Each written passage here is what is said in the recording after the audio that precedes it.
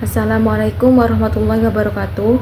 Perkenalkan, nama saya Faikotul Hoiro dengan NIM 2351 05010007 dari kelas Perbankan Syariah 5. Baik, di sini saya akan mempresentasikan hasil tugas individu saya mata kuliah Ekonomi Makro Islam yang berjudul Prinsip-prinsip Ekonomi Islam. Baik, prinsip-prinsip hukum ekonomi Islam berfungsi sebagai fondasi untuk meningkatkan kesejahteraan dan kehormatan masyarakat melalui peningkatan kemampuan intelektual kerja dan pengabdiannya. Salah satu prinsip utama dalam ekonomi Islam adalah keadilan, yang menjadi pilar fondasi dalam semua transaksi ekonomi. Keadilan berarti distribusi yang adil serta merata dari kekayaan dan sumber daya ekonomi di antara seluruh anggota masyarakat. Prinsip ini mengenai perlindungan terhadap hak-hak individu dan mencegah eksploitasi yang tidak adil.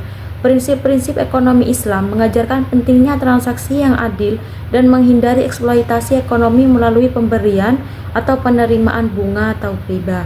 Karena praktik ini akan merugikan masyarakat dan memicu pada ketidakadilan ekonomi. Yang kedua, nilai-nilai universal ini merupakan teori dasar dalam ekonomi Islam dan menjadi fondasi utama. Adi Warman Karim mengatakan bahwa ekonomi Islam dibangun atas 5 nilai universal, yaitu tauhid, ketauhidan. Prinsip tauhid dalam ekonomi Islam mempunyai kelebihan karena sumber utamanya berasal langsung dari peraturan Allah Subhanahu wa taala. Yang kedua, atau keadilan adalah nilai yang sangat penting dalam prinsip ekonomi Islam. Keadilan tidak hanya tercantum dalam Al-Quran dan hadis, namun juga sesuai dengan pertimbangan hukum alam yang berdasarkan pada keadilan dan keseimbangan. Definisi adil dalam ekonomi Islam ialah pelaku ekonomi harus mendapatkan hasil yang sesuai dengan usaha yang dilakukannya tanpa harus mengutamakan kepentingan pribadi.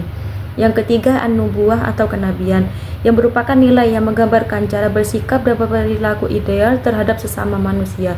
Yang keempat, al-khilafah atau pemerintahan, merupakan peranan negara.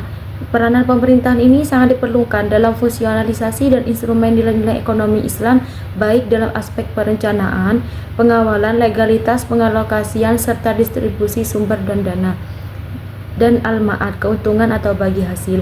Selain prinsip-prinsip yang sudah dijelaskan di atas, rancang bangun ekonomi Islam juga membutuhkan sebuah atap yang menjadi payung besar untuk kelangsungan sistem ekonomi Islam dan memayungi semua nilai dan prinsip tersebut. Menurut Adi Warman, disebut dengan istilah konsep akhlak ekonomi Islam.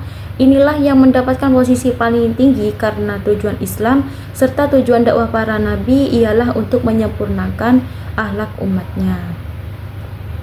Suatu ekonomi dalam Islam bisa dikatakan maju jika pola pikir dan pola perilaku umat Islam sudah tekun itqan dan profesional ihsan, karena akhlak dalam para pelaku ekonomi menjadi ukuran dan indikator dalam menentukan baik atau buruknya manusia.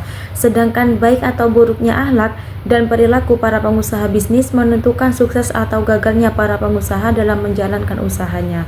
Selanjutnya, ekonomi Islam tidak hanya berdasarkan pada prinsip ilahiyah dan akhlak saja, adapun prinsip kemanusiaan. Tujuan dari prinsip kemanusiaan dalam ekonomi Islam adalah memungkinkan manusia untuk mencukupi kebutuhan hidup mereka sesuai yang sudah disyariatkan dengan pola hidup yang rabbani dan manusiawi. Berikut ini yang merupakan nilai-nilai kemanusiaan dalam ekonomi Islam.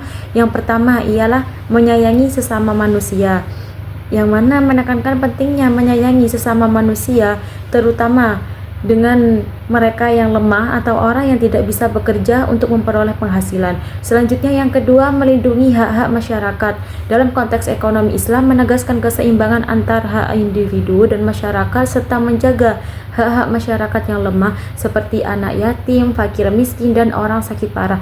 Dengan demikian, ekonomi Islam mampu menciptakan keseimbangan yang adil dan tidak menindas masyarakat atau individu sehingga dapat menyatukan kepentingan pribadi dan kemaslahatan masyarakat secara harmonis. Dan yang terakhir, penyediaan sarana yang baik untuk manusia. Dalam konteks ekonomi Islam, melatih manusia untuk bekerja dan berusaha. Upaya kerja dan usaha manusia dipertimbangkan oleh Allah dalam takaran kebaikan mereka.